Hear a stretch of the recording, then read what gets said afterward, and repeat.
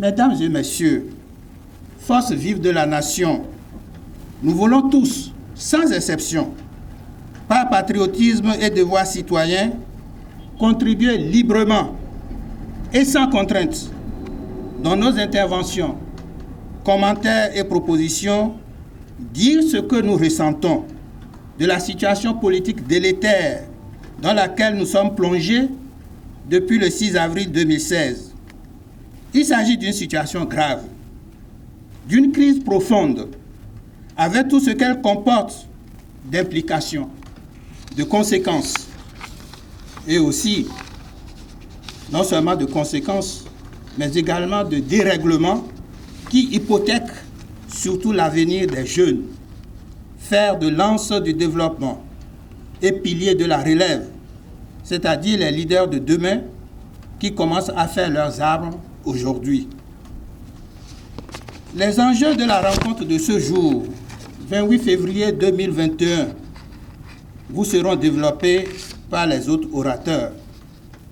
Je voudrais toutefois souligner que nous sommes là, bravant les obstacles et les difficultés, parce que la crise démocratique, le recul démocratique, la dérive dictatoriale, la violation de la Constitution, l'adoption de lois liberticides, de textes scélérats, l'ignorance des règles et principes élémentaires de l'état de droit, etc., nous concernent tous, sans exception. Nous en sommes tous des victimes. L'incapacité notoire de ceux et celles qui détiennent le pouvoir d'État et qui nous gouvernent depuis avril 2016, selon les règles de l'art du consensus qui ne respectent pas, du dialogue permanent et de véritables négociations qui n'observent pas, nous oblige à rechercher d'autres références, d'autres bases de réflexion et aussi de perspectives pour notre commune patrie, le Bénin. Le débat ou le dialogue de sourds par presse interposée que nous menons et vivons est plus partisan que politique. Il doit être mené autrement et avec l'installation du cadre national de concertation des forces politiques, sociales et économiques, nous espérons vivement réussir à apporter un éclairage différent et nouveau, réussir à hausser d'un cran des échanges dont la médiocrité rivalise avec la bassesse, qui nous font souffrir et ne nous ennoblissent pas. Si nous réussissons, et nous n'avons pas de choix, nous allons réussir contre vents et marées et accomplir une tâche utile pour notre peuple, notre principal allié, qui compte sur les jeunes et les femmes, forteresse imprégnable de son devenir. Le cadre national de concertation des forces politiques, sociales et économiques pour la restauration de la démocratie et de l'état de droit est composé des premiers responsables des entités et formations politiques qui le constituent, à raison de 2 personnes par entité politique, sociale et économique. Le cadre national de concertation est un organe suprême et plénier. Le cadre national de concertation des forces politiques, sociales et économiques a un comité permanent. Le comité permanent est l'organe dirigeant du cadre national de concertation des forces politiques, sociales et économiques pour la restauration de la démocratie et de l'état de droit, entre 2 sessions plénières. Il est composé de 27 membres issus du cadre national de concertation.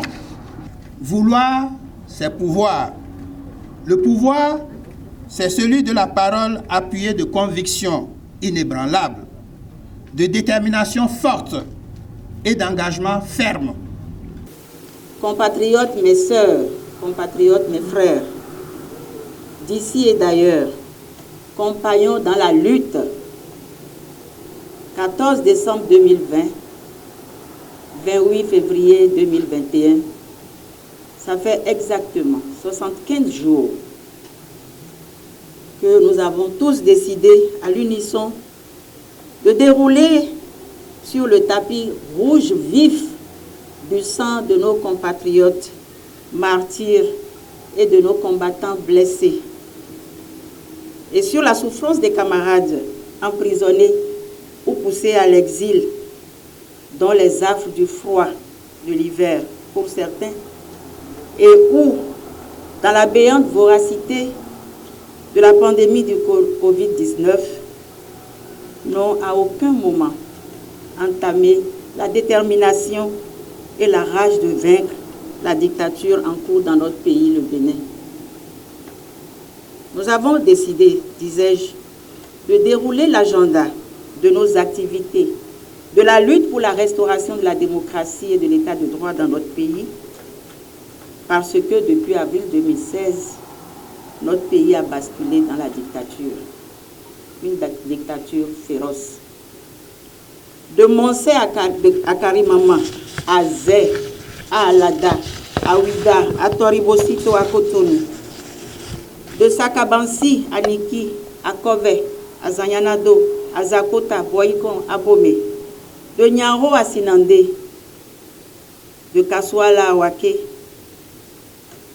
d'Akodeha à Atieme, de Zé, de Gézin, d'Abomé Kalavi, d'Agoué, pardon, à Takolibé, à Banté, Pira, Basila, Manigri, Parakou, d'Adjoumou, à Misrete, à Wando, Porto Novo, Djefa, Semekoji, de Kandi à Pobé, de Sakete à Ifani, d'Adjawere à Parakou, à Tangueta, Kandi, Kérou, Malanville, Djougou, Natitengu et Lokosa, et j'en passe. La dictature tue tous les jours les filles et les fils de ce pays. La dictature tue les enfants du Bénin. Et puis, osons le dire maintenant, ici et maintenant, de Paris à Washington, de Berlin à Ottawa, en passant par Bruxelles, Rouen, Madrid, et surtout et enfin, de Dakar à Lomé, à Niamey, à Abidjan, à Ouagadougou, à Ibadan, à Abeokuta, Lagos, Abuja, Accra et autres. Bref, partout où nos frères et sœurs ont trouvé refuge, nous vous disons que vous êtes dans nos cœurs et que jamais, et là je pense à nos morts, que nous ne vous oublierons jamais, jamais et jamais. Eh bien, chers frères et chères sœurs, la route a été longue et parsemée d'embûches et d'obstacles de toutes sortes, mais vous avez tenu bon. Je veux, du haut de cette tribune qui m'est offerte, vous dire merci. Merci du fond de mon cœur pour cette œuvre, ô combien salvatrice de salubrité nationale.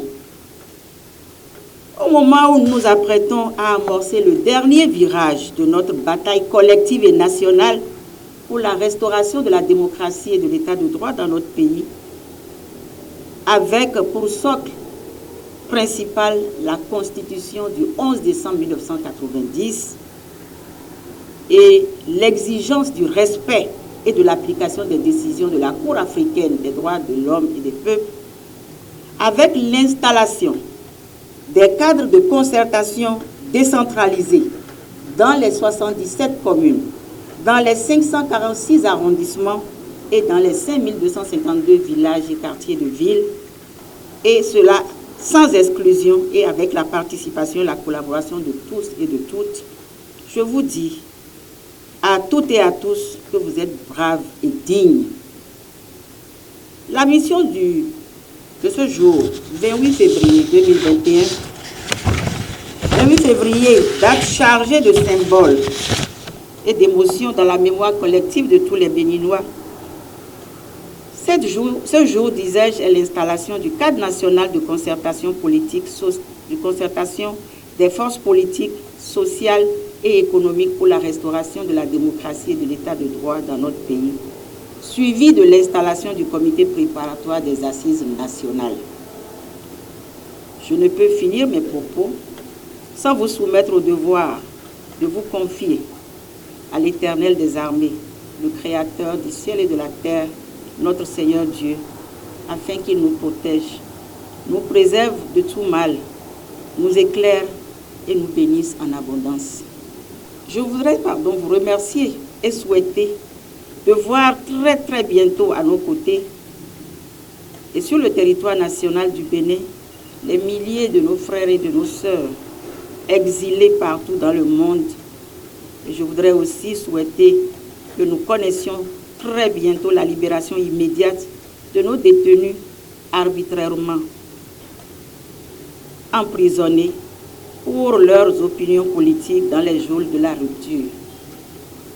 Mesdames et messieurs, le devoir nous appelle parce que personne d'autre que nous ne pourra faire le combat à notre place. Les institutions, que ce soit la CEDEAO, l'Union africaine, les Nations unies et autres ne pourront rien pour nous si nous ne nous levons pas. C'est à nous-mêmes de faire ce combat et de nous libérer.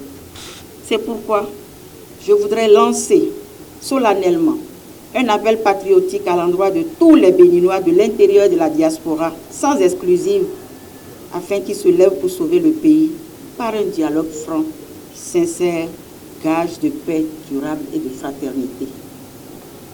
Les élections, nous avons l'habitude de dire au comité de suivi, grâce au président Ouali, les élections, d'accord, nous ne sommes pas contre les élections, puisque nous sommes des démocrates.